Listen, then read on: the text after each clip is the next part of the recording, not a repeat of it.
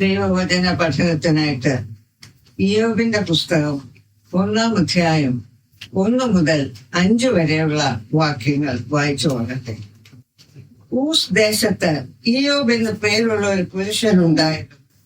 അവൻ നിഷ്കളങ്കനും നേരുള്ളവനും ദൈവഭക്തനും ദോഷം വിട്ടകലുന്നവനും ആയിരുന്നു.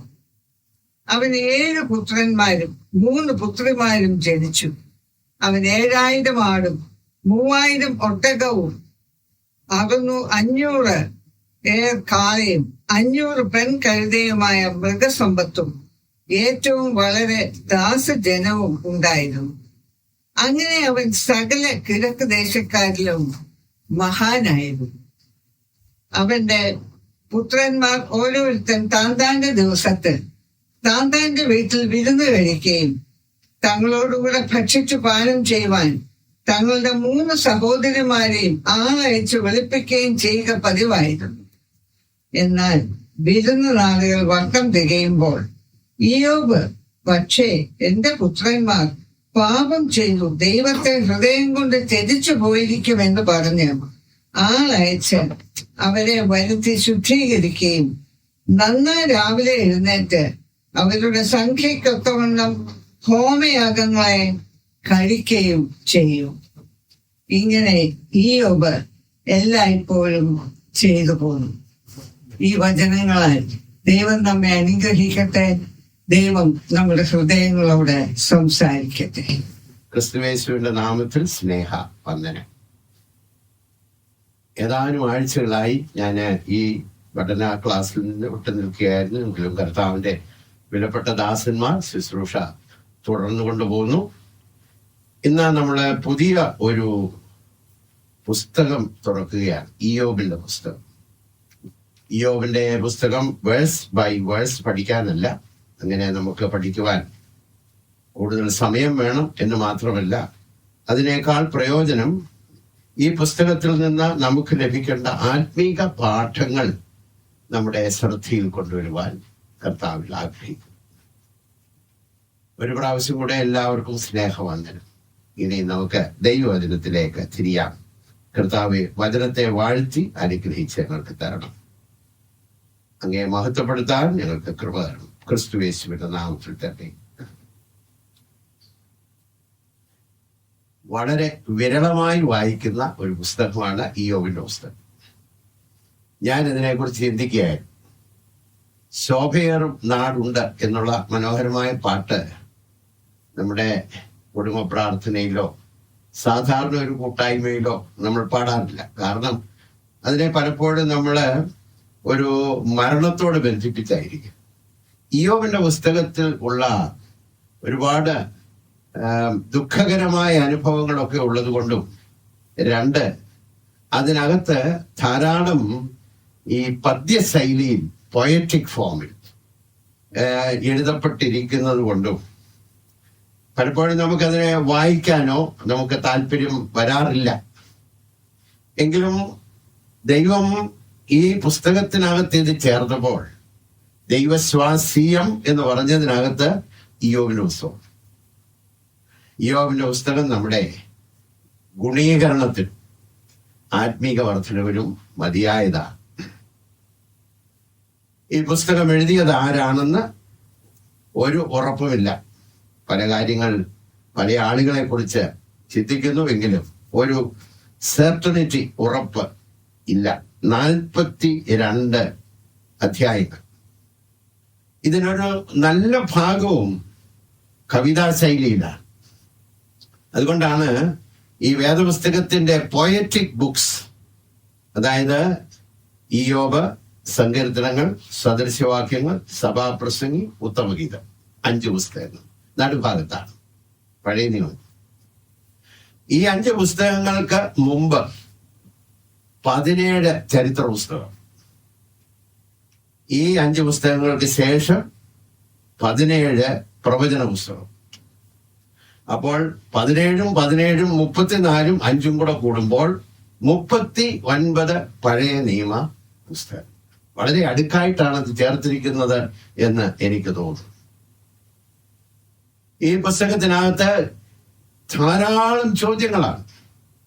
ദൈവം സാത്താനോട് ചോദിക്കുന്നു, സാത്താൻ ദൈവത്തോട് ചോദിക്കുന്നു, ഇയ്യോബ് ഭാര്യയോട് ചോദിക്കുന്നു, ഭാര്യ ഇയ്യോബിനോട് ചോദിക്കുന്നു, തേമാന്യനായ എലീഫാസ്, ശൂഹന്യനായ ബിൽദാദ്, നയമത്യനായ സോഫർ എന്ന 3 സ്നേഹിതന്മാർ ഇയ്യോബിനോട് ചോദിക്കുന്നു. ഇയ്യോബ് ധരിച്ച ചോദ്യങ്ങൾ ചോദിക്കും. ധാരാളം ചോദ്യങ്ങളാണ്. എന്നാൽ ഇതിനകത്ത് നമുക്ക് ആവശ്യമായ ദൂത് ഒരു കാര്യം മാത്രം ഈ പുസ്തകം പഠിക്കുന്നവർ ശ്രദ്ധിക്കണം എന്ന് വേദപുസ്തകം പഠിച്ചിട്ടുള്ളവർ പറയും. അതായത് ഇയ്യോബിന്റെ സ്നേഹിതന്മാർ പല കാര്യങ്ങൾ പറയുന്നതിനകത്ത് സത്യം കാണും, എന്നാൽ ദൈവികമായിട്ടുള്ള സത്യം അതിനകത്ത് കാണുകയില്ല. കാരണം അവരുടെ ചോദ്യങ്ങളാണ്, അവരുടെ ആശയങ്ങളാണ്. അതുകൊണ്ട് ഇതിനകത്തുനിന്നൊരു ഉപദേശം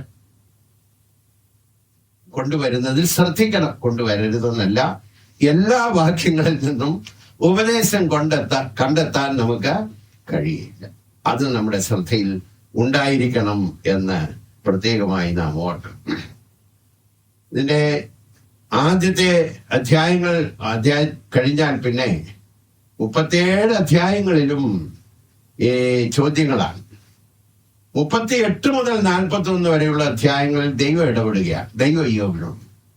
42ാമത്തെ അധ്യായം ശുഭകരമായി അവസാനിക്കുന്ന പുസ്തകത്തിന്റെ അധ്യായമാണ്. Good ending. സാധാരണ പുസ്തകങ്ങൾ വായിക്കുന്നവർ അതിന്റെ അവസാനത്തെ അധ്യായം ഒന്ന് വായിച്ചു നോക്കി, എങ്ങനെ ഉണ്ട് ഇതിന്റെ അവസാനം അല്ലേ. ചിലർക്ക് ഈ ട്രാജഡി വായിക്കാൻ ഇഷ്ടമല്ല, അതുകൊണ്ട് അവസാനം ഒന്ന് വായിച്ചു നോക്കും, നല്ലതാണോ എന്ന് നോക്കും. അങ്ങനെ നോക്കിയാൽ ഇയ്യോബിന്റെ പുസ്തകം വളരെ നല്ല പുസ്തകമാണ്. അതിനകത്ത് നിശ്ചയമായി തമ്പുരാൻ അതിനെ ഉൾപ്പെടുത്തിയിരിക്കുന്നതുകൊണ്ട് നമുക്ക് ഏറെ പ്രയോജനമുണ്ട് എന്നുള്ളതിന് സംശയം. ഇത് ഒരു വളരെ വ്യത്യസ്തമായ ഒരു ബുക്കാണ്, യുണീക്ക് ബുക്കാണ്.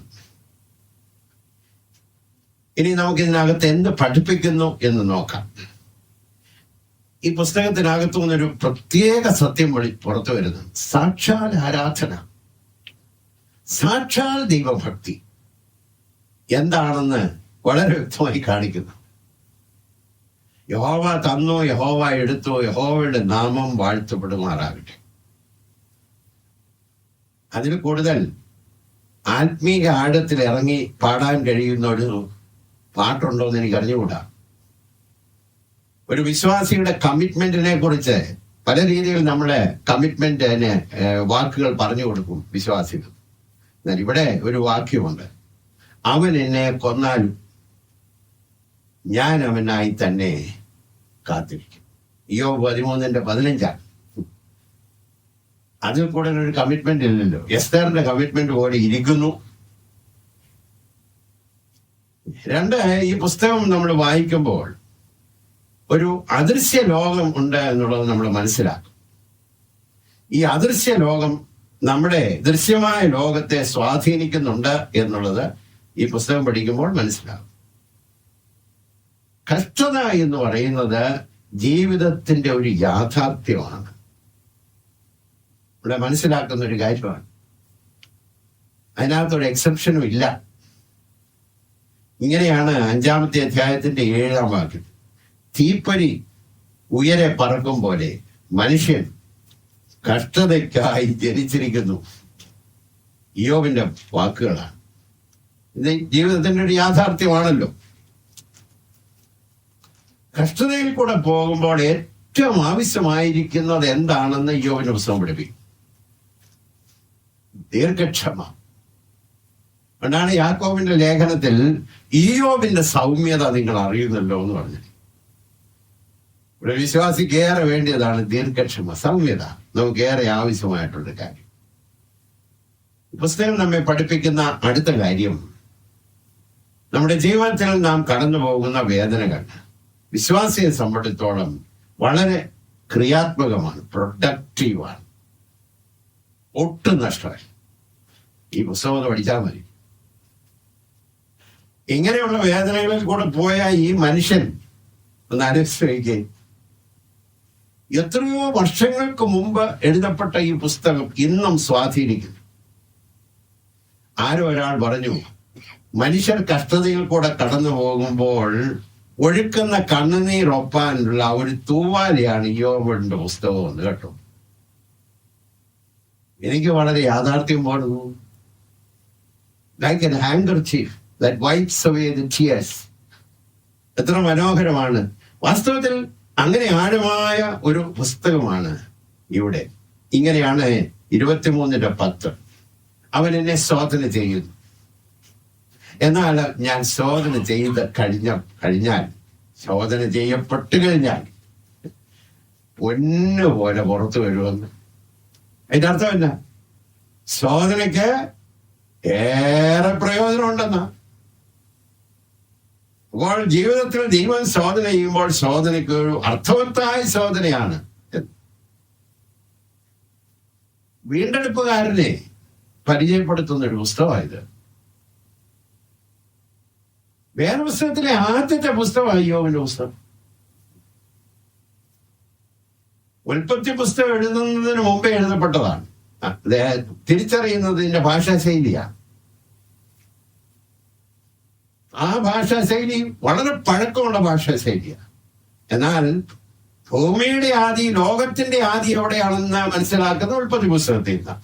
എന്നാൽ അതിനൊക്കെ മുമ്പ് എഴുതപ്പെട്ട ഒരു പുസ്തകമാണ്. അത് ലോകം ആരംഭിച്ച് കഴിഞ്ഞ് ഉൽപ്പത്തി പുസ്തകം എഴുതുന്നതിന് മുമ്പേ എഴുതപ്പെട്ട ഒരു പുസ്തകമാണ് യോബിന്റെ പുസ്തകം. Oldest book. എന്റെ വീണ്ടെടുപ്പുകാരൻ ജീവിക്കുന്നു.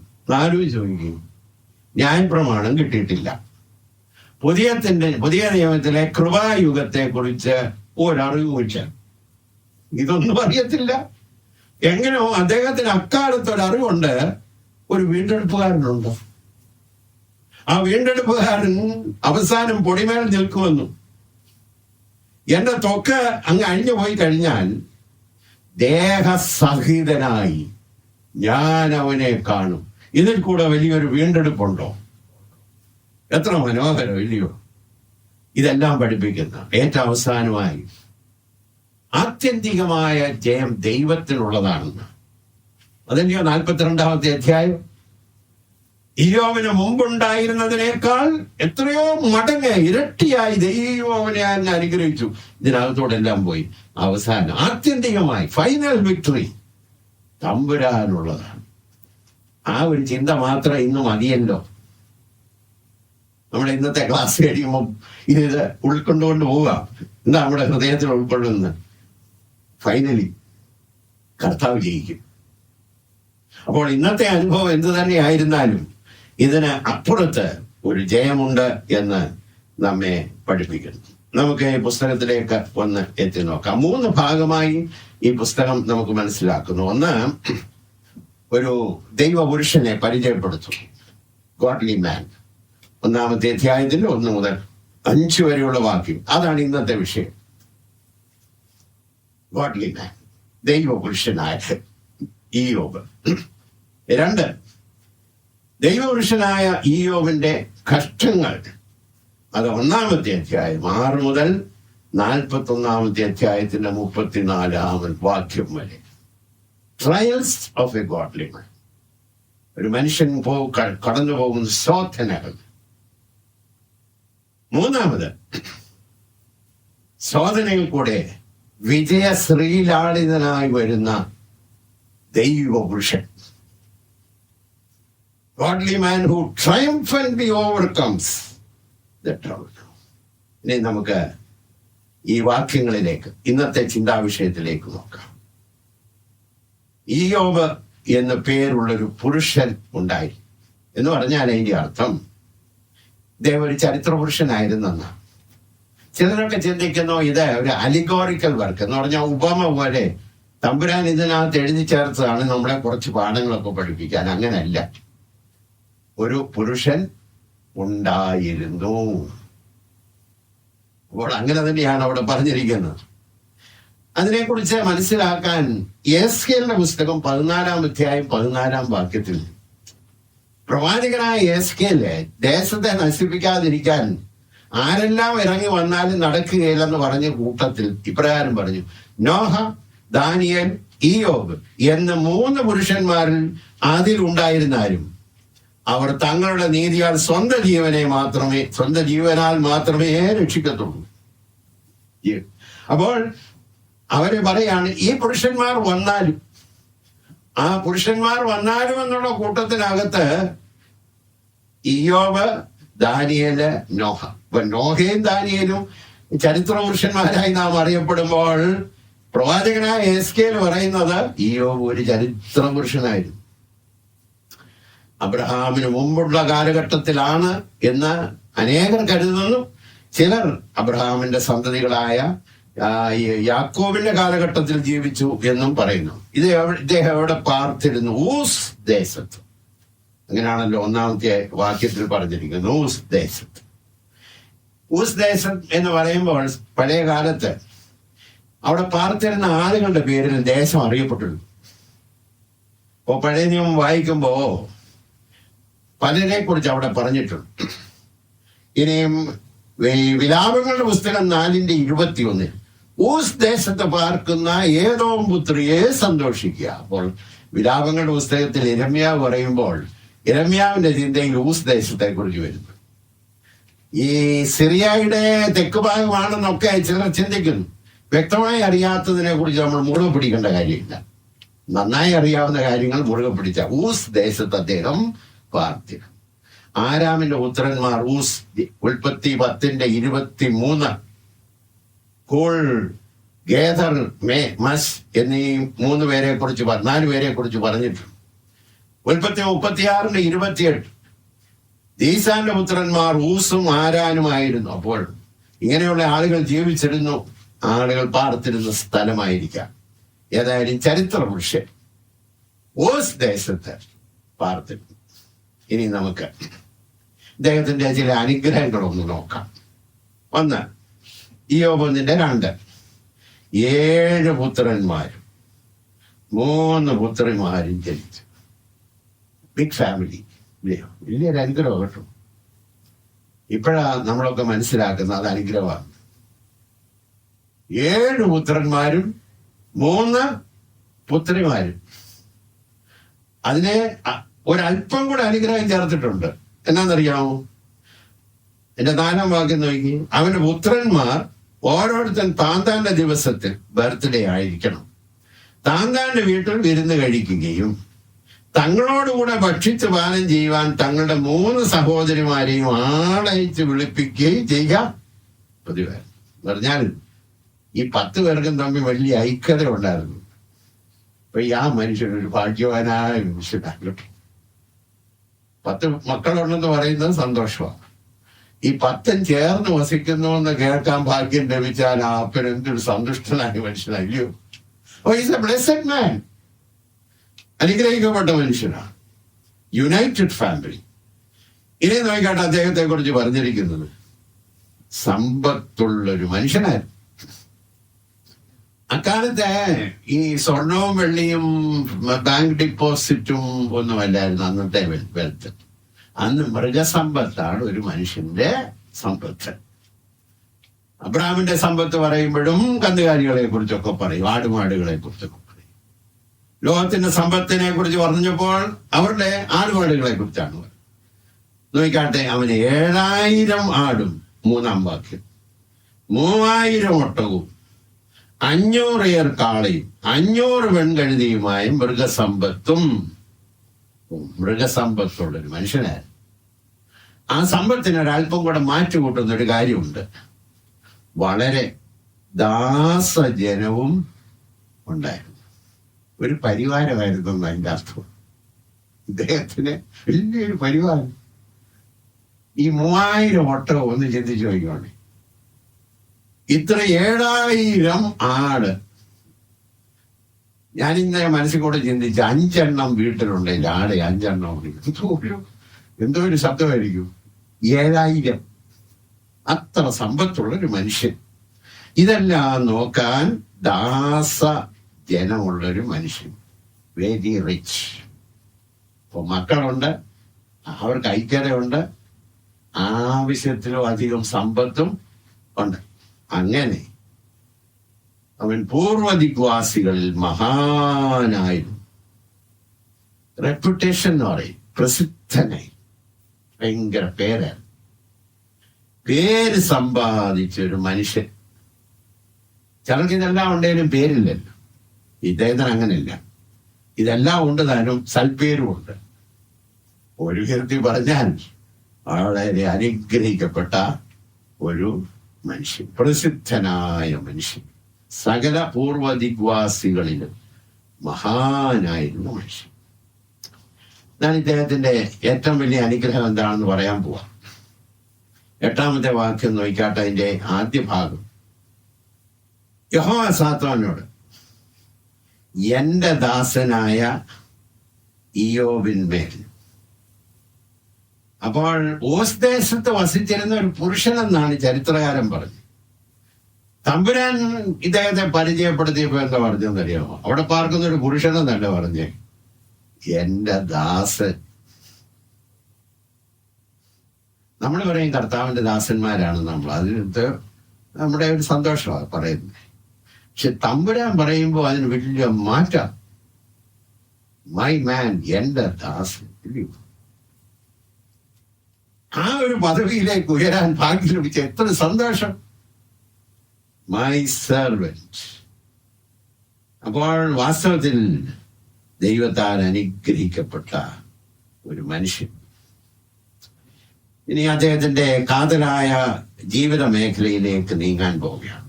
സമ്പത്തുള്ള, നല്ല കുടുംബമുള്ള, നല്ല കുഞ്ഞുങ്ങളുള്ള, ഐക്യതയോടെ വസിക്കുന്ന ഒരു അനുഗ്രഹിക്കപ്പെട്ട, പേര് സമ്പാദിച്ച മനുഷ്യൻ. എന്നാൽ ഇദ്ദേഹത്തിന്റെ പ്രത്യേകത, അവൻ നിഷ്കളങ്കനും, 1-ാം വാക്യത്തിൽ തന്നെ, നേരുള്ളവനും ദൈവഭക്തനും ദോഷം വിട്ടകലുന്നവനും ആയിരുന്നു. മാൻ ഓഫ് ക്യാരക്ടർ, സ്വഭാവശുദ്ധിയുള്ളൊരു മനുഷ്യൻ.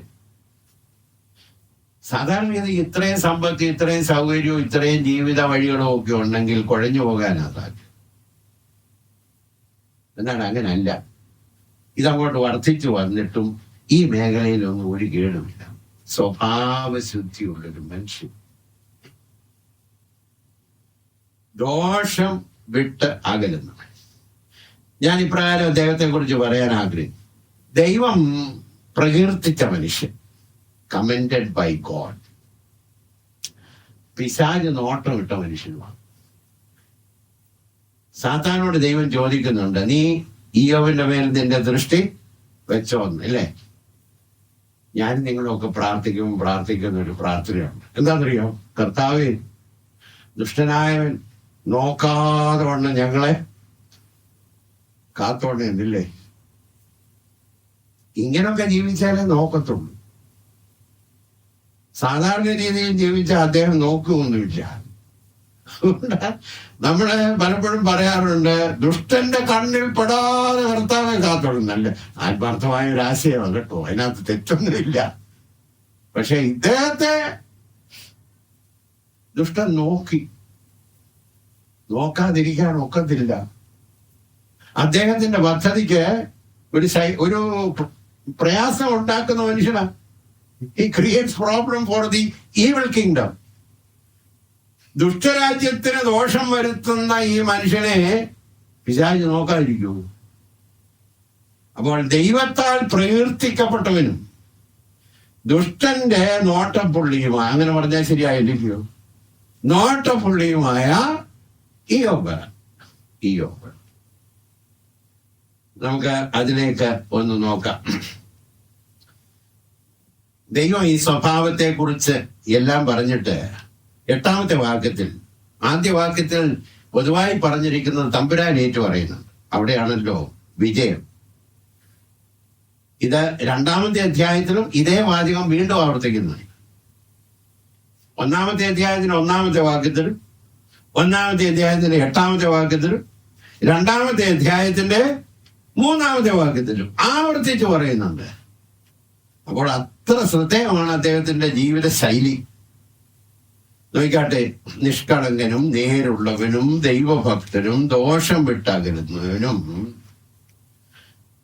ഭൂമിയിൽ ആരും അവനെ പോലെ ഇല്ലല്ലോ എന്ന്. ഇതുപോലൊരു മനുഷ്യൻ ഭൂമിയിൽ വേറെ ഇല്ല. അപ്പോൾ എത്ര ശ്രേഷ്ഠമായ ജീവിതശൈലി ആയിരുന്നല്ലോ. അങ്ങനെ ഒരുവനെ കുറിച്ച് തമ്പുരാൻ പറയണമെങ്കിൽ ഭൂമിയുടെ പരപ്പിൽ ഇതുപോലെ നിഷ്കളങ്കനും, ഇതുപോലെ നേരുള്ളവനും, ഇതുപോലെ ദൈവഭക്തനും, ദോഷം വിട്ടകലുന്നവനും വേറെ ആരുമില്ലെന്ന്. ഇതാരോടാ പറഞ്ഞ ദൈവം? ഇയ്യോബിന്റെ സ്നേഹിതന്മാരോടല്ല, സാത്താനോടാ പറഞ്ഞു. എന്ന് പറഞ്ഞാൽ ഇയ്യോബിനെ ശോധന ചെയ്ത് അവന്റെ എല്ലാ വശങ്ങളും കണ്ട് എന്തെങ്കിലും വശത്തിൽ കുറവുണ്ടെങ്കിൽ അപവാദം പറയാൻ ഒരുങ്ങിയിരിക്കുന്ന അപവാദിയായ പിശാചിനോടാണ് പറഞ്ഞത്, ഇവനെ പോലെ വേറൊരുത്തൻ ഇല്ല. അപ്പോൾ അത് എത്ര സത്യമാണെന്നുള്ളത് ഓർക്കണം. Was not told to his well wishers but to his enemy. Yesu കർത്താവ് ചോദിച്ചതുപോലെ ഉള്ളൂ. തന്റെ ശത്രുക്കളോടാ ചോദിച്ചത്, നിങ്ങളിൽ ആർക്ക് എന്നെ പാപബോധം വരുത്താൻ കഴിയും? ഒരുത്തരും വേണ്ടിയില്ല. അത്ര ശ്രേഷ്ഠമാണ്. സോ ഷുവർ, അതിനകത്ത് ഒരു വ്യത്യാസവുമില്ല എന്ന്. നോക്കാട്ടെ, ഇദ്ദേഹത്തെ വ്യത്യസ്തനാക്കിയത്, ഇംഗ്ലീഷിൽ ഡിസ്റ്റിങ്റ്റീവ് ആക്കിയത്, പ്രത്യേകതയുള്ളൊരു മനുഷ്യനാക്കിയത്. ധനമല്ല, ശക്തിയല്ല, തന്റെ കുടുംബത്തിന്റെ ശ്രേഷ്ഠതയും അല്ല. നമ്മളായിരുന്നു പരിചയപ്പെടുത്തുന്നതെങ്കിൽ ഈ പറഞ്ഞ വാചകം കൊണ്ടല്ല ആദ്യം പരിചയപ്പെടുത്തുന്നത്. അദ്ദേഹത്തിന് ഒരുപാട് ധനമുണ്ട്, നല്ല കുടുംബമാണ് കേട്ടോ, പിള്ളേരെല്ലാം അനുഗ്രഹിക്കപ്പെട്ടവരാ, ധാരാളം പണമുണ്ട് കേട്ടോ, ഇതൊക്കെ നമ്മൾ പറഞ്ഞു. എന്നാൽ അദ്ദേഹത്തെ പരിചയപ്പെടുത്തുന്നത് സ്വഭാവം കൊണ്ടാണ് ആദ്യം പരിചയപ്പെടുത്തുന്നത്. ഒന്നാമത്തെ വാക്യത്തിൽ നിഷ്കളങ്കനും നേരുള്ളവനും ദൈവഭക്തനും ദോഷം വിട്ട് ആകരുന്നു. നമുക്കതിലേക്കൊന്ന് നോക്കാം. എന്താണ് ഇദ്ദേഹത്തിന്റെ സ്വഭാവ ശ്രേഷ്ഠത? ഒന്ന്, നിഷ്കളങ്കൻ.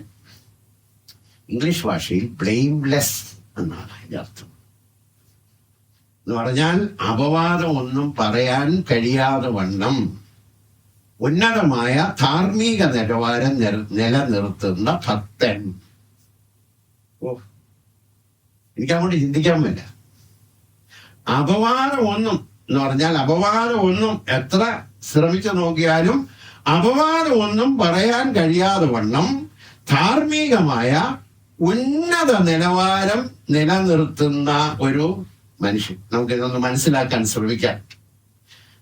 ദാനിയേലിന്റെ പുസ്തകം 6-ാമത്തെ അധ്യായത്തിന്റെ 4-ാമത്തെ വാക്യത്തിൽ ഇതുപോലൊരു സംഭവം ഉണ്ടായിട്ടുണ്ട്. ദാനിയേലിന്റെ ശ്രേഷ്ഠതയും അദ്ദേഹത്തിന്റെ കരുത്തും അദ്ദേഹത്തിന്റെ ജ്ഞാനവും വിവേകവും അദ്ദേഹത്തിന്റെ ധാർമ്മിക ജീവിതവും ഒക്കെ കണ്ടോണ്ട് അന്നുണ്ടായിരുന്ന അധ്യക്ഷന്മാരും പ്രധാന ദേശാധിപതിമാരും കുറ്റം അന്വേഷിച്ചു. നമുക്ക് ആ ചരിത്രമൊക്കെ അറിയാം. ഞാൻ വായിക്കുന്നത് 6-ാം അധ്യായത്തിന്റെ 4-ാമത്തെ വാക്യം.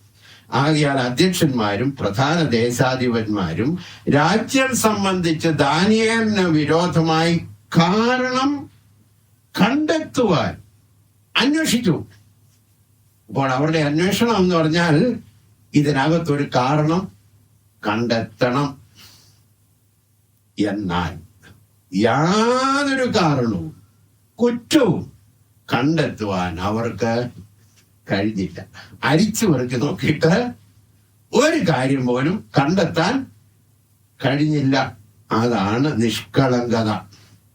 അതിന് കാരണം പറഞ്ഞിട്ടുണ്ട് അവിടെ. അപ്പൊ ഈ നിഷ്കളങ്ക ജീവിതം നയിക്കാൻ അവൻ വിശ്വസ്തനായിരുന്നു. അങ്ങനെയാണ് ദാനിയേലിനെ കുറിച്ച്. എത്ര അരിച്ചവരൊക്കെ നോക്കിയിട്ടും ഒരു കാരണവും കണ്ടെത്തില്ല. കാരണം ഈ ദാനിയേലിന്റെ സ്വഭാവത്തിന്റെ ഒരു പ്രധാന ഭാഗം എന്ന് പറയുന്നത് വിശ്വസ്തത എന്നാണ്. അതിനപ്പുറത്ത് അദ്ദേഹം ഒന്നും പ്രവർത്തിക്കത്തില്ല. Faithful, blameless. രണ്ടാമതൊരു ഉദാഹരണം നോക്കാം. ഈ ലൂക്കോസിന്റെ സുവിശേഷം 1-ാം അധ്യായം 6-ാം വാക്യത്തിൽ സക്കറിയ പുരോഹിതനും എലിസബത്തും, ഭാര്യ എലിസബത്തും, അവരെ കുറിച്ച് പറഞ്ഞിട്ടുണ്ട്. ഇരുവരും ദൈവസന്നിധിയിൽ നീതിയുള്ളവരും കർത്താവിന്റെ സകല കൽപ്പനകളും ന്യായങ്ങളിലും കുറ്റമില്ലാത്തവരായി നടക്കുന്നത്. അവരും ഈ കൂട്ടത്തിലാണ്. അതിന്റെ കാരണം എന്നാണെന്നറിയാം, അവരുടെ ജീവിതം ദൈവത്തിന്റെ കൽപ്പനകളുടെയും പ്രമാണങ്ങളുടെയും ആ ബൗണ്ടറിക്കകത്തെ സക്കറിയായെയും എലിസബത്തിനെയും ഒക്കെ തൊട്ടിട്ടുള്ളൂ. ആ ബൗണ്ടറിക്ക് അപ്പുറത്ത് അവർ പോകത്തില്ല. ഏതെല്ലാം സാധ്യത വന്നാലും എന്തെല്ലാം വഴികൾ വന്നാലും സക്കറിയാവും എലിസബത്തിനും ജീവിക്കാൻ അവർക്കൊരു ശൈലിയുണ്ട്. തമ്പുരാന്റെ കൽപ്പനകളും പ്രമാണികളുമാകുന്ന അതിരിന്റെ ഉള്ളിലേ ജീവിക്കുന്നു. അപ്പൊ നിരവാദ്യരായി ജീവിക്കാനുള്ളൊരു വഴി, live in the boundary of God's commandments. ദൈവത്തിന്റെ കൽപ്പനകളും പ്രമാണങ്ങളുടെയും ഉള്ളിൽ ജീവിക്കുക. 3 ഒരാളെ കൂടെ പരിചയപ്പെടുത്തുന്നു. അപ്പോസ്തലപ്രവൃത്തി 24:16. അതുകൊണ്ട് എനിക്ക് ദൈവത്തോടും മനുഷ്യരോടും കുറ്റമില്ലാത്ത മനസാക്ഷിയും എല്ലായ്പ്പോഴും ഉണ്ടാകാൻ ഞാൻ ശ്രമിക്കുന്നു. അപ്പോസ്തലനായ പൗലോസാ. അദ്ദേഹം അങ്ങനെ ജീവിച്ചതിന്റെ കാരണം അദ്ദേഹം ഒരു കാര്യം എപ്പോഴും ശ്രദ്ധിച്ചു. എന്താ ശ്രദ്ധിച്ചാന്നറിയാവോ? എന്റെ മനസാക്ഷി എന്നെ കുറ്റം വിധിക്കാതെ ജീവിക്കണം. മനസാക്ഷിക്ക് ദണ്ഡനം വരുന്ന, കുറ്റം വിധിക്കുന്ന ഒരു കാര്യവും ഞാൻ ചെയ്യത്തില്ല. അത് ദൈവത്തോടുള്ള ബന്ധത്തിലായാലും മനുഷ്യരോടുള്ള ബന്ധത്തിലായാലും നിരപവാദ്യനായി ജീവിക്കണമെങ്കിൽ കുറ്റമില്ലാത്ത മനസാക്ഷി ഉള്ളവരായി ജീവിക്കണം. അപ്പോൾ ഇദ്ദേഹം ഇയ്യോബ് എന്ന് പറയുന്ന മനുഷ്യൻ നിഷ്കളങ്കനായി ജീവിച്ചു. നിഷ്കളങ്കതയ്ക്കുള്ള ഒരു പ്രത്യേകത, ജീവിത സാക്ഷ്യത്തിന് ഇതുപോലെ മൂർച്ച കൂട്ടുന്ന വേറൊരു കാര്യമില്ല. നിഷ്കളങ്കൻ. അദ്ദേഹം വലിയ വാക്വൈഭവമുള്ള മനുഷ്യനല്ലായിരിക്കും, വലിയ സ്ഥാനമുള്ള മനുഷ്യനുമല്ലായിരിക്കും. പക്ഷെ കളങ്കമില്ലാതെ ജീവിക്കുന്ന ഒരു മനുഷ്യനെ ജീവിത സാക്ഷ്യത്തിന് വലിയ മൂർച്ചയാണ്. അപ്പോൾ ഇദ്ദേഹത്തെ ശ്രേഷ്ഠനാക്കി ദൈവം പ്രകീർത്തിച്ചതിന്റെ കാരണം നിഷ്കളങ്കത. 2, അദ്ദേഹത്തിന്റെ ജീവിതത്തിന്റെ 2ാം ഭാഗം, അവൻ നിഷ്കളങ്കനും, രണ്ടാമത് പറഞ്ഞിരിക്കുന്നത് നേരുള്ളവൻ എന്ന് പറഞ്ഞാൽ എന്തെന്നറിയോ? വളഞ്ഞ വഴിയിൽ ജീവിക്കുന്നവനല്ല, വളഞ്ഞവനല്ല, നോട്ട് ക്രൂക്കഡ്. അതാണ് ഇംഗ്ലീഷ് പറയും വീട്ടിൽ. അദ്ദേഹത്തിന്റെ ജീവിതം ഈ വളഞ്ഞ വഴിയേ ഇല്ല. നമ്മുടെ ഭാഷയിൽ പറയാം, സൂത്രവും കൗശലവും കയ്യിലില്ല, നേരിന്റെ വഴിയെ നടക്കത്തുള്ളൂ. ഇംഗ്ലീഷിൽ വേറൊരു ശൈലിയുണ്ട്, സ്ട്രെയിറ്റ് ഫോർവേഡ് എന്ന് പറയില്ലേ? സ്ട്രെയിറ്റ് ഫോർവേഡ്, വളഞ്ഞതില്ല. ഈ നേരിന്റെ വഴി ജീവിക്കുന്നതിനൊരു അനുഗ്രഹമുണ്ട്. അതിന്റെ കാരണം എന്താണെന്നറിയാമോ? അകത്ത് വളഞ്ഞിരിക്കുന്നത് എപ്പോഴും പുറത്തു വരുമ്പോഴാണ് നമുക്ക് ലജ്ജിക്കേണ്ടി വരുന്നത്. ജീവിതത്തിന്റെ അകംഭാഗം നേരുള്ള വഴി ആടെയുണ്ടല്ലോ, ലജ്ജിക്കേണ്ട ആവശ്യമേ വരത്തില്ല. Not ashamed of anything. എത്ര മനോഹരം! കർത്താവിൽ പ്രസിദ്ധനായ സ്പർജിനെ കുറിച്ച് പത്രക്കാർ വന്നേച്ച് പറഞ്ഞു, എന്നെ കുറിച്ച് എഴുതാൻ പോകട്ടോ. അപ്പൊ ഞാൻ ഓർത്ത്, അന്നത്തെ കാലത്തും ഉണ്ടായിരുന്നു ഇത് കേട്ടോ. അന്ന് ഇപ്പോഴത്തെ സോഷ്യൽ മീഡിയ ഒന്നുമില്ല, പത്രക്കാരും ഉള്ളൂ ഇതിനെ കുറിച്ച് എഴുതാം. അപ്പൊ അദ്ദേഹം പറഞ്ഞു, നീ പോയി അങ്ങ് ആകാശത്ത് എഴുതിക്കും, എനിക്ക് മറച്ചു വെക്കാനൊന്നുമില്ല. ഈ നേരിന്റെ വഴി ജീവിക്കുന്നതിന്റെ പ്രത്യേകത, ലിവിങ് ആസ് അപ്രൈറ്റ് പീപ്പിൾ, വലിയ അനുഗ്രഹമായി വഴി. 84-ാം സങ്കീർത്തനത്തിന്റെ 11-ാം വാക്യം പറയുന്നു, നേരോടെ നടക്കുന്നവർക്ക് അവൻ ഒരു നന്മയും മുടക്കത്തില്ല. അതൊരു വാഗ്ദത്തമല്ലേ? നമ്മുടേതാക്കാൻ ഒരു വഴിയുണ്ട്, നേരോടെ ജീവിക്കണം. അതിനല്പം നമുക്ക് കാര്യം സാധിക്കാനോ എളുപ്പമാക്കാനോ നമുക്ക് ഈ ക്രൂക്കട്ട് ലൈൻ വേണ്ട, സ്ട്രൈറ്റ്. നേരോടെ നടക്കുന്നവർക്ക് അവിടെ ഒരു നന്മയും മുടക്കുകയില്ല. 3-ാമത് അദ്ദേഹത്തിന്റെ ജീവിതശൈലിയുടെ പ്രത്യേകത നോക്കാട്ടെ. ഇയ്യോബ് എന്ന പേരുള്ള ഒരു മനുഷ്യൻ ഉണ്ടായിരുന്നു. അവൻ നിഷ്കളങ്കനും, നമ്മൾ ചിന്തിച്ചു. 2, നേരുള്ളവനും, അത് ഇപ്പോൾ ചിന്തിച്ചു. 3, ദൈവഭക്തൻ. ഫിയറിങ് ഗോഡ് എന്ന അതിന്റെ അർത്ഥം. ഭക്തിയുള്ള മനുഷ്യൻ എന്നല്ല അതിന്റെ അർത്ഥം. ദൈവഭയമുള്ള മനുഷ്യൻ, ദൈവത്തെ ഭയപ്പെടുന്ന ഒരു മനുഷ്യൻ. നമ്മൾ ദൈവഭയം എന്ന് പറയുന്നത് വളരെ കാഷ്വലായിട്ട് ഉപയോഗിക്കുന്ന നല്ല വീടാ കേട്ടോ, ഒരു ദൈവഭയമൊക്കെ ഉള്ള വീടാ. ഈ ദൈവഭയം എന്ന് പറഞ്ഞാൽ ദൈവത്തിന് കൊടുക്കേണ്ട ബഹുമാനം കൊടുക്കുകയും ദൈവത്തിന് കൊടുക്കേണ്ട പ്രാധാന്യം കൊടുക്കുകയും ദൈവത്തിന് കൊടുക്കേണ്ട വെയിറ്റ്, അതാണ് അത് അവിടെ അതിന്റെ വെയിറ്റ്, അതിനുള്ള മൂല്യം കൊടുക്കുകയും ചെയ്യുന്നവരാണ് ഈ ദൈവഭയത്തിൽ ജീവിക്കുന്നത്. എല്ലാറ്റിനും ദൈവത്തെ മാനിക്കും, എല്ലാറ്റിനും ദൈവത്തിന് 1-ാം സ്ഥാനം കൊടുക്കും. 2, 3, ദൈവത്തിന് കൊടുക്കേണ്ട ആ ഘനം, ആ റെഫറൻസ് അത് കൊടുത്തിരിക്കും. അതിന്റെ അർത്ഥം എന്നാന്ന് ചോദിച്ചാൽ, ദൈവികമായ കാര്യങ്ങളോടുള്ള ബന്ധത്തിൽ ഈ കാഷ്വലായി, കെയർലെസ്സായി, ശ്രദ്ധയില്ലാതെ ജീവിക്കുന്ന ഒരു വ്യക്തിയല്ല, ഗൗരവമായി ജീവിക്കുന്ന ഒരു മനുഷ്യനാണ്. ഇന്നത്തെ കാലത്ത് ദൈവഭക്തിയും കാഷ്വല കേട്ടോ, എല്ലാം കാഷ്വല, എല്ലാ സംസാരവും എല്ലാം. അതുകൊണ്ട് ആലയത്തിന്റെ ഉള്ളിൽ പോയാലും സംസാരമൊക്കെ കേട്ടാൽ ദൈവഭയം ഇല്ല. മനുഷ്യരിൽ ദൈവഭയം ഇല്ല. കുറച്ചുനാൾ മുമ്പ് പാടിക്കൊണ്ടിരുന്ന ഒരു പാട്ടാണ്. മനുഷ്യരിൽ ദൈവഭയമില്ല. ദൈവത്തെ ഭയപ്പെടണോ? ചിന്തിക്കാത്തതുകൊണ്ടാ ഭയപ്പെടാത്തത്. അല്പം ഒന്ന് ചിന്തിച്ച് തമ്പുരാനെ അറിയാമെങ്കിൽ ഭയപ്പെടും. നമ്മുടെ ദൈവം, ഇംഗ്ലീഷ് ഭാഷയിൽ ഓസം എന്നൊരു വാക്കുണ്ട്.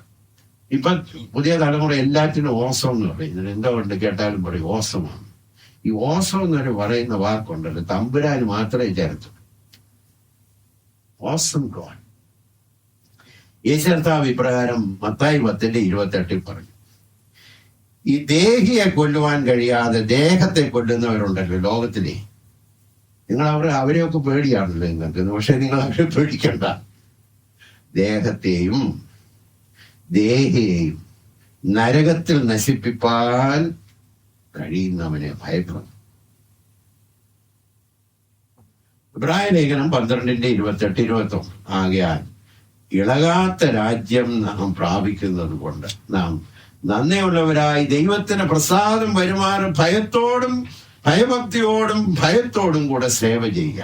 അടുത്തത്, നമ്മുടെ ദൈവം ദഹിപ്പിക്കുന്ന അഗ്നിയാവും. മോശ അടുത്ത് എന്നോ പറഞ്ഞ് ചെരുപ്പൂരി ഇട്ടേച്ച് ഇങ്ങോട്ട് അടുത്ത് വന്നാൽ മതി കേട്ടോ. ചെരുപ്പൂരുന്നത് സിംബോളിക്കാ. ഞാൻ ദഹിപ്പിക്കുന്ന അഗ്നിയാണ്. പ്രാർത്ഥിക്കാൻ മുട്ടുകുത്തുമ്പോ, പ്രസംഗിക്കാൻ വേദിയിൽ കയറും, ആലയത്തിൽ ആരാധിക്കാൻ കയറുമ്പോൾ ദൈവത്തെക്കുറിച്ച് ഈ ചിന്ത വേണം. അപ്പോസ്തലനായ പൗലോസ് പറഞ്ഞു, ആർക്കും അടുത്തുകൂടാൻ കഴിയാത്ത വെളിച്ചത്തിൽ വസിക്കുന്നവനാണ് ദൈവം.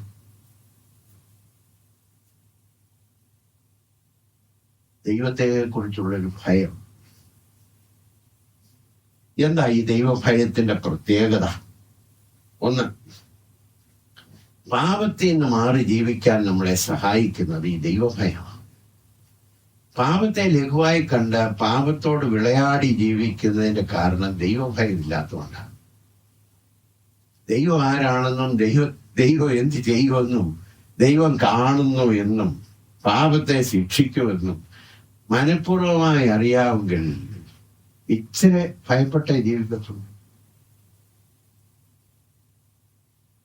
യോസേഫിന്റെ ചരിത്രം ഒന്ന് വായിക്കട്ടെ. ആദ്യം 42 ഉൽപ്പത്തി 42:18 ഞാൻ വായിക്കാം, പിന്നീട് 39 വായിക്കാം. യോസേഫ് അവരോട് പറഞ്ഞത്, സഹോദരന്മാരോട്, ഞാൻ ദൈവത്തെ ഭയപ്പെടും. അദ്ദേഹത്തിന്റെ ഒരു സ്റ്റേറ്റ്മെന്റ്, അദ്ദേഹത്തിന്റെ വിശ്വാസ പ്രമാണം പറയുന്നതിൽ ഒരു ഭാഗമാണ്. അദ്ദേഹം പറഞ്ഞു, ഞാൻ എൻ്റെ ദൈവത്തെ ഭയക്കുന്നു. അപ്പോൾ അതിന്റെ വെളിച്ചത്തിലാണ് യോസേപ്പിനെ പാപത്തിലേക്ക് ക്ഷണിച്ച ആ സ്ത്രീ തന്നോട് അടുത്ത് വന്നപ്പോൾ, പൊത്തിപ്പറിന്റെ ഭാര്യ അടുത്ത് വന്നപ്പോൾ അദ്ദേഹം പറഞ്ഞ വാക്കുകൾ ശ്രദ്ധിക്കണം. ഈ വീട്ടിൽ എന്നേക്കാൾ വലിയവനില്ല. എന്റെ സ്ഥാനം എനിക്കറിയാം. ഈ വീട്ടിൽ എന്നേക്കാൾ വലിയവനില്ല. നീ അവന്റെ ഭാര്യയാകിയാൽ നിന്നെ അല്ലാതെ മറ്റ് യാതൊന്നും അവൻ എനിക്ക് വിരോധിച്ചിട്ടില്ല. അതുകൊണ്ട് ഞാൻ ഈ മഹാദോഷം പ്രവർത്തിച്ച്, അടുത്ത വാക്ക്, ദൈവത്തോട് പാപം. ഞാൻ ദൈവത്തെ ഭയപ്പെടുന്ന. ഇന്നത്തെ കാലത്തൊക്കെ ഈസിലി അങ്ങ് തെറ്റ് ചെയ്തുകൊണ്ടല്ലോ. ദൈവമക്കൾ വീഴത്തില്ലെന്നും തെറ്റ് ചെയ്യത്തില്ലെന്നും ഞാൻ പറയുന്നില്ല. പക്ഷേ ലാഘവമായി, കെയർലെസ് ആയി, കാഷ്വലായി ജീവിക്കുന്നതിന്റെ കാരണം ദൈവത്തെ കുറിച്ചുള്ള ഒരു ഭയം. നമ്മുടെ ദൈവം ആരാണ്? ദഹിപ്പിക്കുന്ന അഗ്നിയാണ്. നാദാബും അബീഹുവും ചിന്തിച്ചേ, ഇതെന്തോ എത്ര നാളുണ്ട് പരിചയപ്പെടുന്നു, എവിടെല്ലാം എത്ര പ്രാവശ്യം യാഗപീഠം കത്തിച്ചിട്ടുണ്ട്, എത്ര പ്രാവശ്യം ആരാധിച്ചിട്ടുണ്ട്, എന്തെല്ലാം യാഗങ്ങളെ അർപ്പിച്ചിട്ടുണ്ട്. അപ്പൊ ഒരു ദിവസം അന്യാഗ്നി എടുത്തോണ്ട് പോയി, സാരമില്ലെന്നേ. ദേവ്യാപത്തിലൊരു വാചകമുണ്ട്, അതേ യാഗപീഠത്തിൽ നിന്ന് കയറി വന്ന അഗ്നി അവരെ ദഹിപ്പിച്ചു കളഞ്ഞു. ദാവീദും ചിന്തിച്ചേ, എന്തെല്ലാം യുദ്ധം ചെയ്തിട്ടുണ്ട്, സന്നാഹങ്ങളുമായിട്ട് പോയിട്ടുണ്ട്. പിന്നെ ഈ പെട്ടകം കൊണ്ടുവരുന്നതാണ് ഒരു വലിയ വിഷയമാണ് അല്ലേ. കുറച്ച് ബിരുദന്മാരെയൊക്കെ സംഘടിപ്പിച്ചു. 30,000 ചെറിയ കാര്യമൊന്നുമില്ല. തമ്പുരാന്റെ പെട്ടകം കൊണ്ടുവരാൻ തീരുമാനിച്ചു. പക്ഷേ കൊണ്ടുവന്നപ്പോൾ പുതിയ വണ്ടികളൊക്കെ കയറ്റി തമ്പുരാന്റെ പ്രമാണമൊക്കെ അങ്ങ് ലംഘിച്ചു. കാള വിരണ്ടു, ഉസ തൊടാൻ ശ്രമിച്ചു. ദൈവം അവനെ കൊന്നുകളഞ്ഞു. അവിടെ ഒരു വാക്യമുണ്ട്, 2 ശമൂവേൽ 6 വായിച്ചാൽ മതി. ദാവീദ് ഭയപ്പെട്ടു എന്ന്. ദാവീദ് ഭയപ്പെട്ടു. ക്രിസ്തീയ ജീവിതം ഫലകരമായി ജീവിക്കണമെങ്കിൽ ദൈവഭയം വേണം. ദൈവത്തെ ഭയപ്പെടണം. അപ്പോൾ പാപത്തിൽ നിന്ന് നമ്മെ അകറ്റുന്നു. പുറപ്പാട് പുസ്തകം 20:20 വായിക്കുന്നതല്ലയോ, മോശജനം ഭയപ്പെടേണ്ട, നിങ്ങളെ പരീക്ഷിക്കേണ്ടതിനും നിങ്ങൾ പാപം ചെയ്യാതിരിപ്പാൻ അവങ്കലുള്ള ഭയം നിങ്ങൾക്കുണ്ടായിരിക്കേണ്ടതിനും. ഉണ്ടോ? പാപം ചെയ്യാതിരിപ്പാൻ അവങ്കലുള്ള ഭയം. ഇവിടെ തുടർച്ചയായി തെറ്റുകളിൽ വീഴ്ന്നു പോകുന്ന ഒരു സ്വഭാവം നമുക്കുണ്ടെങ്കിൽ, ഒരേ കാര്യത്തിനകത്ത് വീണ്ടും വീണ്ടും വീണു പോകുന്ന ഒരു സ്വഭാവം നമുക്കുണ്ടെങ്കിൽ, തമ്പുരാൻ ഇതിന്റെ ഈ വേദഭാഗത്ത് നമ്മളോട് സംസാരിക്കുന്നു. ഒരുപക്ഷെ fear of God, he lost it. ദൈവഭയം പോയി. 2, യഹോവ ഭക്തി, ഫിയർ ഓഫ് ഗോഡ് എന്നതിന്റെ അർത്ഥങ്ങൾ ജ്ഞാനത്തിന്റെ ആരംഭം. ഈ ലോക ജീവിതം നന്നായി പോകാൻ പ്രാഥമിക ആവശ്യം ദൈവിക ജ്ഞാനമാണ്. അതറിയാവുന്ന മനുഷ്യനാണ് ശലോമോൻ ആദ്യം ചോദിച്ചത്, കർത്താവേ ജ്ഞാനം തന്നാൽ മതി. പിന്നീട് ദൈവം മറ്റു കാര്യങ്ങൾ കൊടുത്തപ്പോ കഴിഞ്ഞു പോയി. പക്ഷേ പ്രാഥമിക ആവശ്യം വിസ്ഡം. അത് ആർക്കാ കിട്ടുന്നതെന്നറിയാമോ? ദൈവത്തെ ഭയപ്പെടുന്നവർക്ക് ദൈവം ദാനമായി നൽകുന്നതാണ് ഹെവൻലി വിസ്ഡം. ജീവിക്കണമെങ്കിൽ, കുടുംബജീവിതം നയിക്കണമെങ്കിൽ, ജോലി കാര്യങ്ങൾ ചെയ്തുകൊണ്ട് പോകണമെങ്കിൽ, ദൈവത്തെ ആരാധിക്കണമെങ്കിൽ, ദൈവിക വഴിയും നടക്കണമെങ്കിൽ യഹോവയുടെ ജ്ഞാനം നമുക്ക് വേണം. അത് കിട്ടാൻ നാം എന്ത് ചെയ്യണം? ദൈവത്തെ ഭയപ്പെടണം. 3, ദൈവത്തെ ഭയപ്പെടുന്നവർക്ക് ലഭിക്കുന്ന ഒരു 147 സങ്കീർത്തനത്തിന്റെ 11 വാക്യം, തന്നെ ഭയപ്പെടുകയും തന്റെ ദയയിൽ പ്രത്യാശ വെക്കുകയും ചെയ്യുന്നവരിൽ യഹോവ പ്രസാദിക്കുന്നു. 147:11, ഗോഡ് ഈസ് പ്ലീസ്ഡ്. തമ്പുരാൻ വലിയ പ്രസാദമാണ്. ആരില്ല? ദൈവത്തെ ഭയപ്പെടുന്നു. ഹല്ലേലൂയ. 4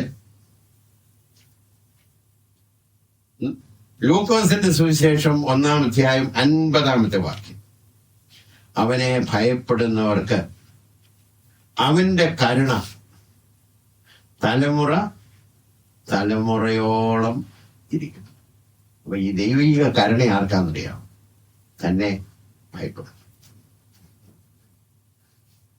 ദൈവത്തിന്റെ കരുണ, മേഴ്സി ഒക്കെ ധാരാളമായി പകർന്നു വരും. ആർക്കാ?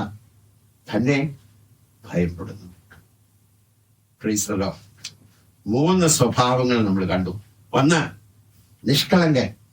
2, നേരുള്ളവൻ, upright, not ക്രൂക്കൻ.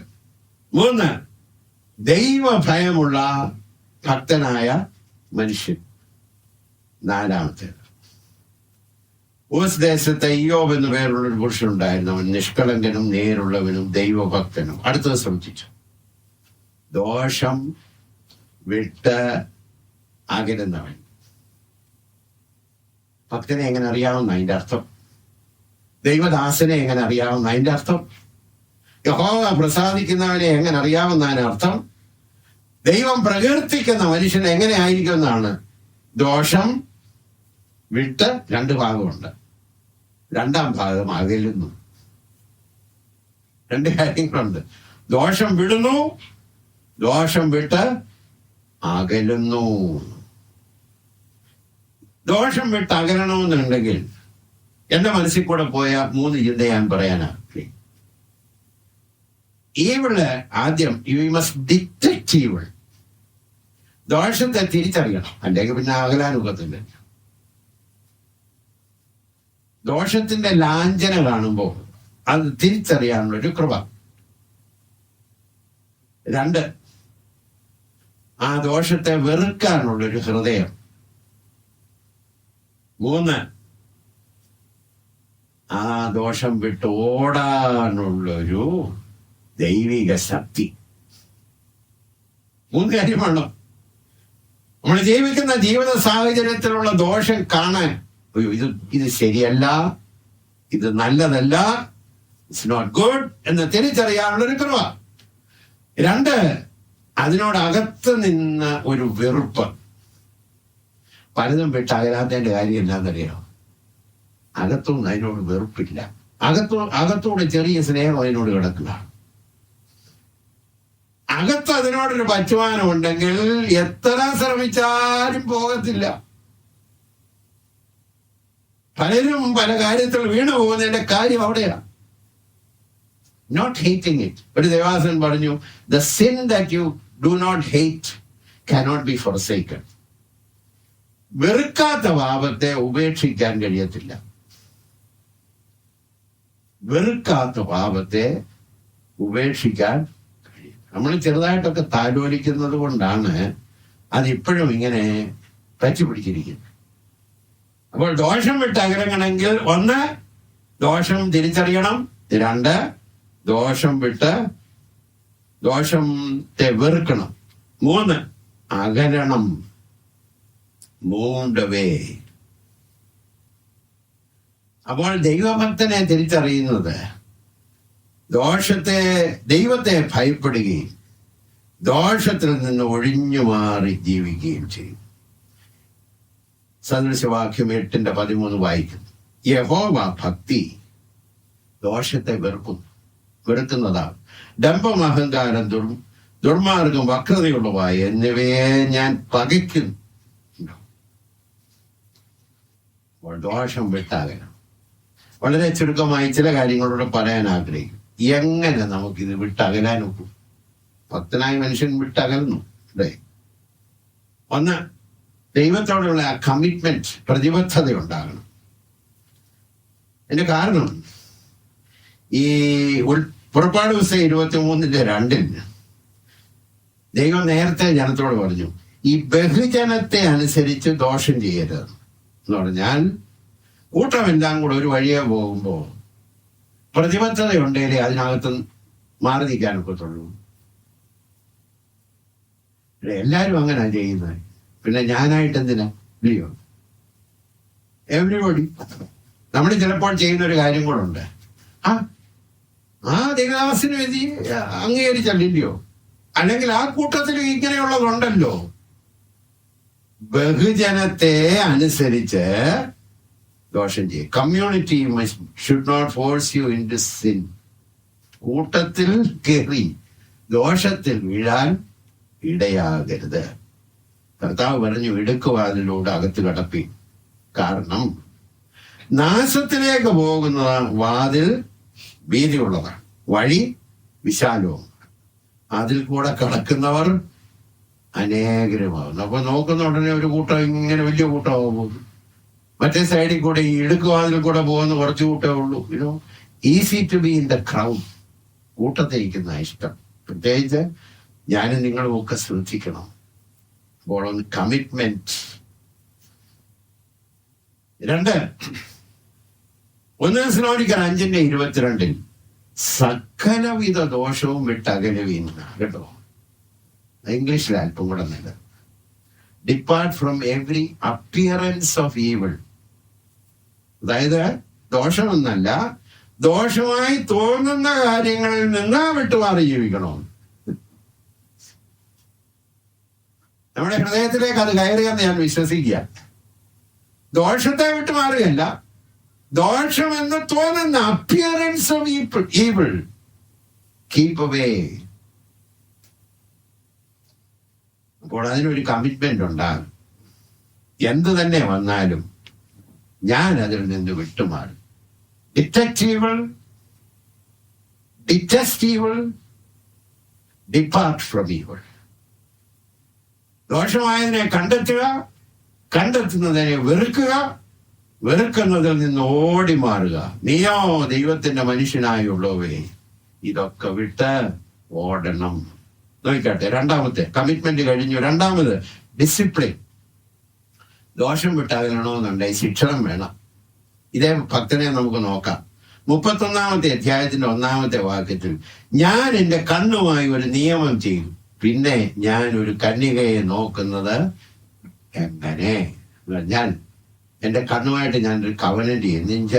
I have decided to discipline my eyes. എന്റെ കണ്ണിനെ നിയന്ത്രിക്കാൻ, അതിനെ ശിക്ഷണത്തിൽ കൊണ്ടുവരാൻ ഞാൻ തീരുമാനിച്ചു.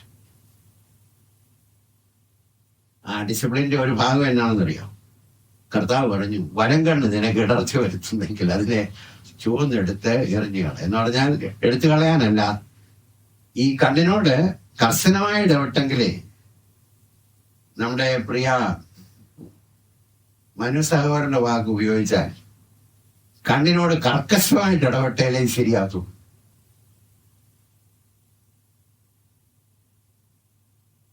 കഠിനമായിട്ട് ഇടപെടണം. കണ്ണുകൊണ്ടുകൊണ്ട് മാത്രമല്ല, കർത്താവ് പറഞ്ഞു, നിന്റെ കൈ നിനക്ക് ഇടർച്ച വരുത്തുന്നെങ്കിൽ. ഇടർച്ച വരുത്തുന്നത് എന്ത് തന്നെ ആയിരുന്നാലും deal very hard with all those things that takes you away from the Lord. കർത്താവിൽ നിന്ന് മാറ്റിക്കൊണ്ടുപോകുന്ന ഏത് കാര്യത്തോടും കഠിനമായി ഇടപെടണം. അപ്പോൾ 1 കമ്മിറ്റ്മെന്റ്, 2 ഡിസിപ്ലിൻ, 3 അവോയ്ഡിങ്, ഒഴിഞ്ഞു പോവുക.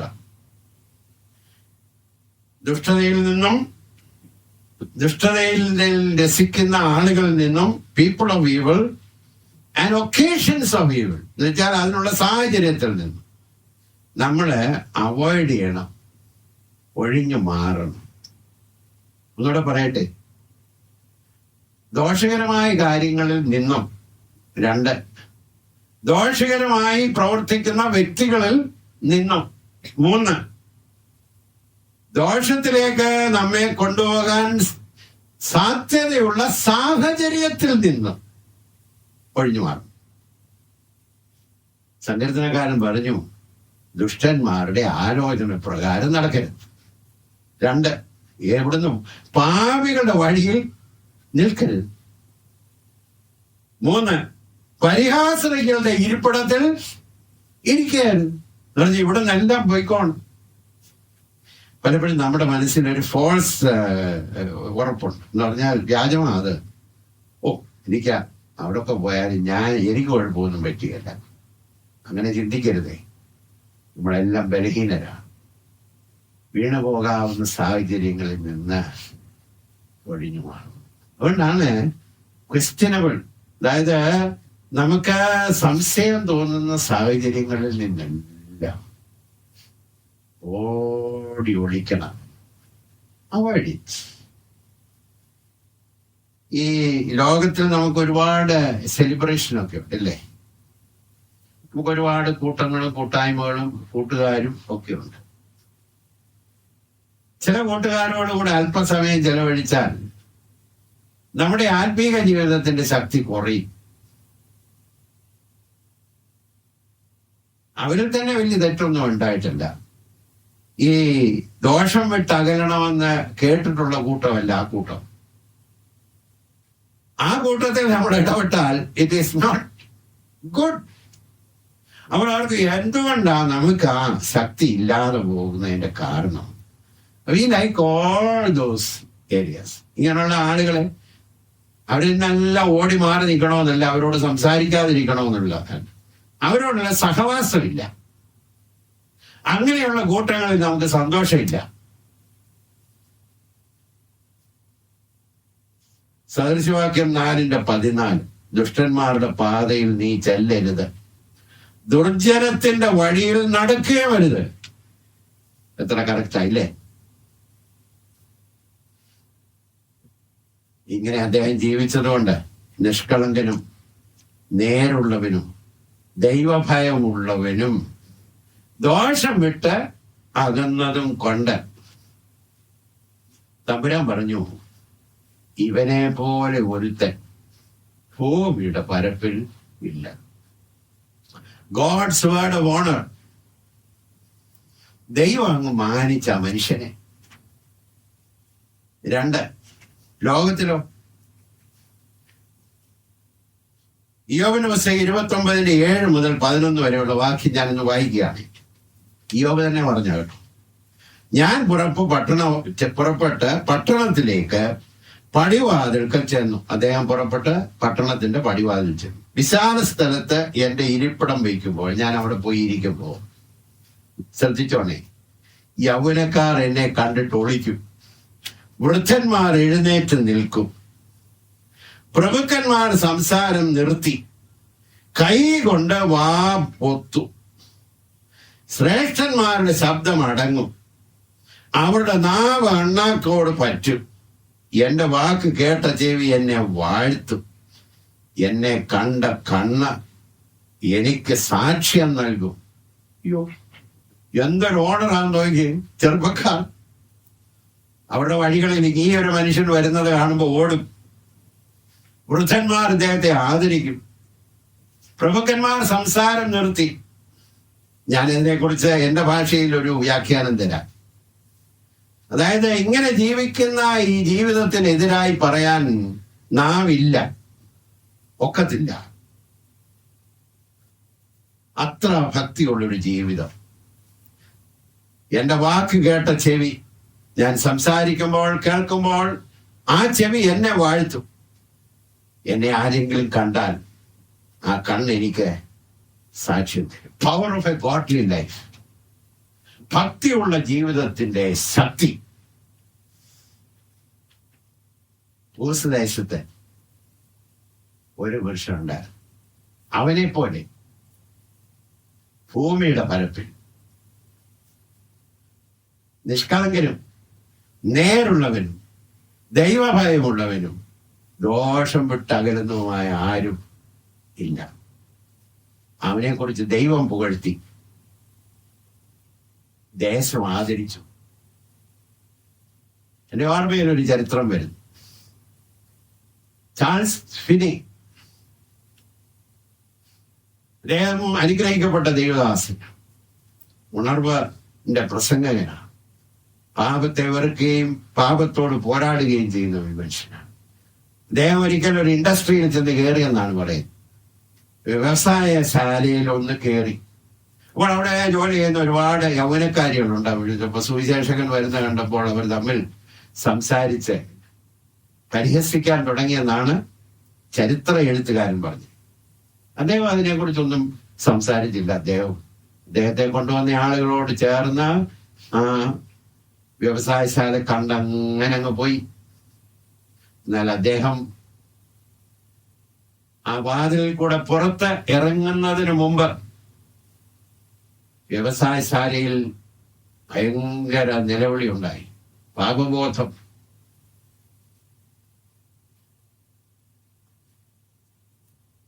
ഭക്തിക്ക് ഇങ്ങനൊരു ശക്തിയുണ്ട്. ദൈവഭക്തിക്ക് ഇതുപോലൊരു ദൈവശക്തിയും മൂർച്ചയും തേജസ്സും ഉണ്ട്. അപ്പോൾ നമ്മുടെ ഒന്നാമത്തെ പാഠത്തിൽ നമ്മോട് പറയുന്നത്, അന്ന് അങ്ങനെ ഒരു പുരുഷനുണ്ടായിരുന്നു. ന്യായപ്രമാണവുമില്ല, കൃപായുഗത്തിലുമല്ല. ആ യുഗത്തിൽ ജീവിച്ച മനുഷ്യൻ അങ്ങനെ ജീവിച്ചെങ്കിൽ ന്യായപ്രമാണവും അതിനേക്കാൾ ഉപരിയായി യേശു ക്രിസ്തുവിൽ കൂടെ എല്ലാ കൃപകളും നമ്മുടെ മേൽ ചൊരിഞ്ഞ് അവസാനമായി ജീവിക്കാനുള്ള ശക്തി തന്റെ പരിശുദ്ധാത്മാവിനാൽ നമ്മുടെ ഉള്ളിൽ പാകുന്ന ഒരു ദൈവം ഉണ്ടെങ്കിൽ ഈ ലോകത്തിൽ അങ്ങനെ ജീവിക്കാൻ നാം ബാധ്യസ്ഥരല്ലേ?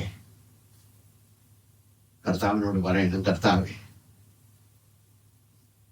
ഞാൻ ആഗ്രഹിക്കും.